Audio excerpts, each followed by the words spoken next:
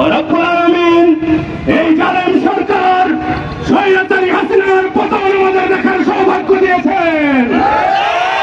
আমরা আওয়ামী লীগের নিষিদ্ধ চেয়েছিলাম, আওয়ামী লীগ নিষিদ্ধ হয়েছে।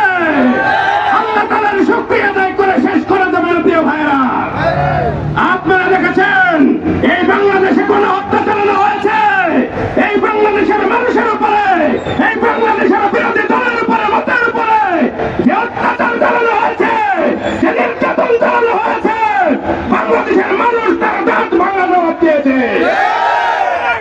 আমরা বাংলাদেশ জামাত ইসলামী স্পষ্টভাবে বারবার বলে এসেছি, এই আওয়ামী লীগের অধীনে কোনো কিছুই নিরাপদ নয়।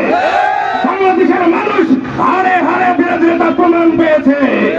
যখন জামাত নেতাদের ফাঁসি দিচ্ছিল, অনেকে উল্লাস করেছেন, অনেকে আনন্দ করেছেন, মিষ্টি বিতরণ করেছেন, কিন্তু আপনারা বুঝতে পারেন নাই আওয়ামী লীগ জামাতকে শেষ করার মধ্য দিয়ে তারা সকল বিরোধী মতকে শেষ করার পায়তারা করেছে।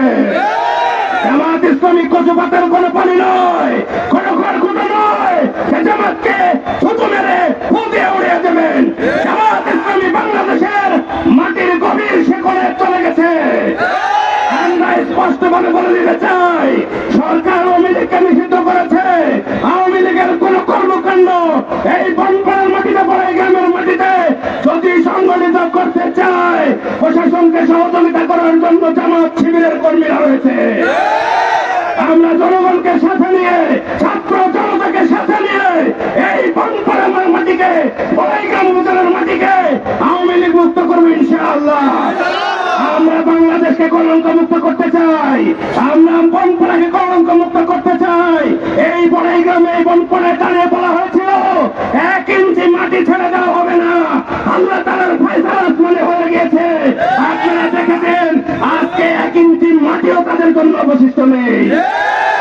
আব্দুল হামিদ সাহেব পালিয়ে গিয়ে আওয়ামী লীগের কর্মীরা শেষ পেরেক মেরে দিয়েছে। আপনারা চিন্তা করেছিলেন আপনারা পরিশীলিত সুশীল আওয়ামী লীগ গঠন করবেন, সেই সুশীল আওয়ামী লীগ দেশ থেকে পালিয়ে আপনাদের আওয়ামী লীগের কর্মীরা সর্বশেষ পেরেক মেরে সেটাকে দফন করার ব্যবস্থা করে দিয়েছে।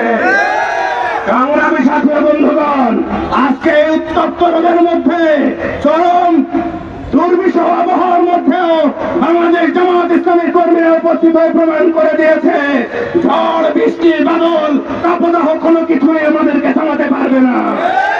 আওয়ামী প্রশাসন, আওয়ামী লীগের গুলিবাজ, চাঁদাবাজ ছাত্রলীগরাও আমাদের উপরে নির্যাতন করে, অত্যাচার করে আমাদেরকে থামাতে পারে নাই।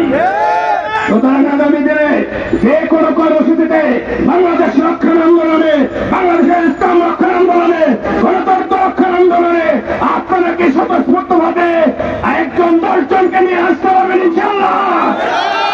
ইনশাআল্লাহ আমরা বাস্তবায়ন করার চেষ্টা করব। এই পর্যায়ে বক্তব্য